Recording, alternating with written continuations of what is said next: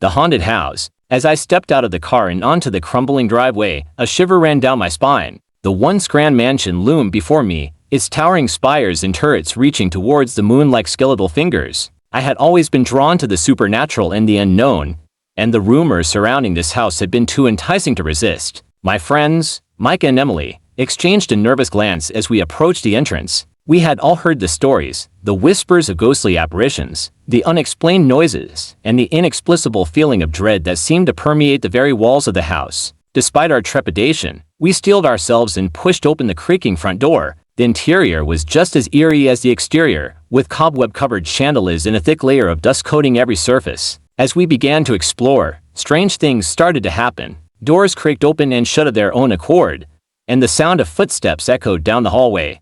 Even though no one was there, at first, we tried to brush it off as the typical creaks and groans of an old house. But soon, the occurrences became too frequent and too intense to ignore. One night, as we were huddled around a flickering candle in the kitchen, a ghostly figure materialized before our eyes. It was a woman in a long, flowing gown, her face twisted in a mournful expression. We froze in terror, unsure of what to do. And then, just as suddenly as she appeared, she vanished. We knew then that we had to uncover the secrets of the house. We scoured the local records and talked to the neighbors, and slowly but surely, a dark history began to emerge. The house had once belonged to a wealthy family, but tragedy had struck when their young daughter died under mysterious circumstances. The family had been torn apart by grief and guilt, and the house had been left to decay. But the spirit of the daughter, Elizabeth, had lingered, trapped between worlds. And now, she was trying to communicate with us. As we delved deeper into the mystery, the occurrences grew more intense. We began to experience strange visions and heard whispers in our ears when no one was around.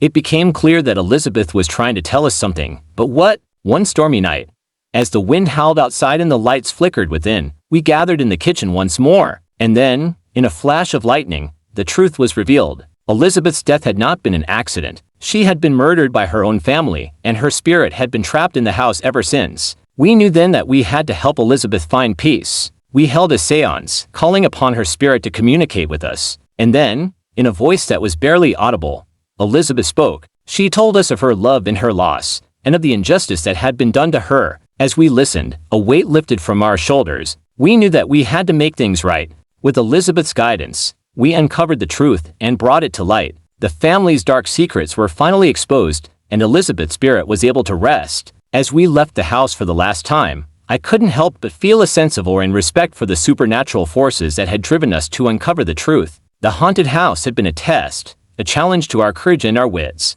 and in the end, we had emerged victorious, our bond stronger than ever. But as I glanced back at the house, I couldn't shake the feeling that Elizabeth's spirit was still watching us, a reminder of the mysteries that lay beyond the veil of the living.